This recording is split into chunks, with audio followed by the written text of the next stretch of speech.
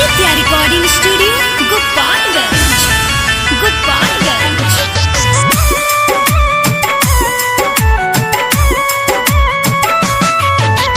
DJ Mukesh Chakiya DJ Mukesh Chakiya.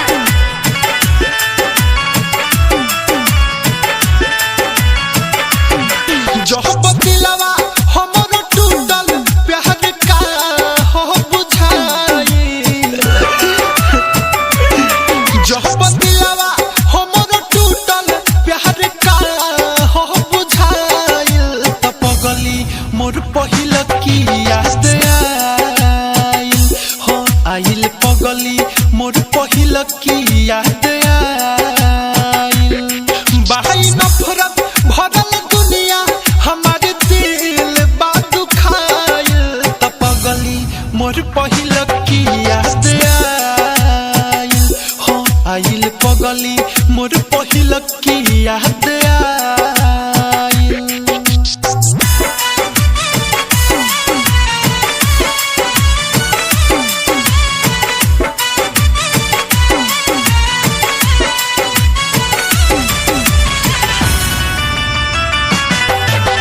DJ Mukesh Chakiya DJ Mukesh Chakiya.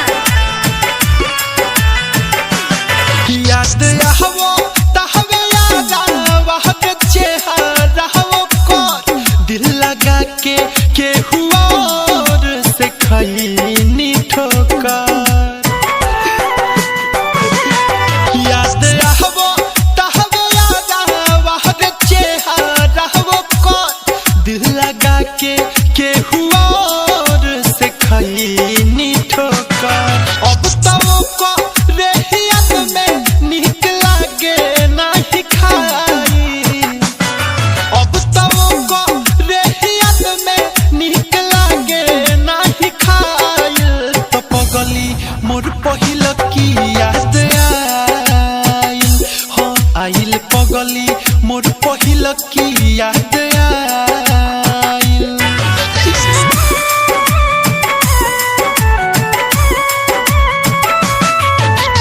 DJ Mukesh Chakiya DJ Mukesh चकिया।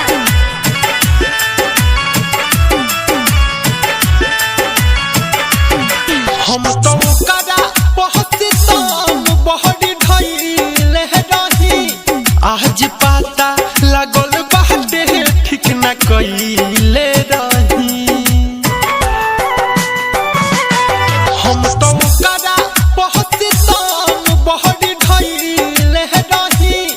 आज पता लागल बाटे ठीक न कइले रही। प्यार जेकरा से हम कोइनी रहे पैसा के भुखाई। प्यार जेकरा से हम कोइनी रहे पैसा के भुखाइल।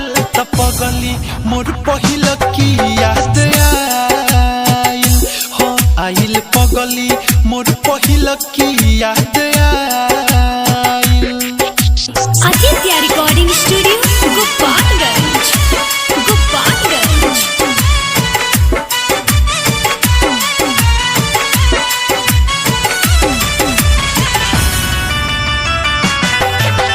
DJ Mukesh Chakiya DJ Mukesh Chakiya. सुन मोहनोज माता वाला दुनिया लूट गइल। दिल शीशा जैसे से सोना तो टूट गइल। हाँ सुन मोहनोज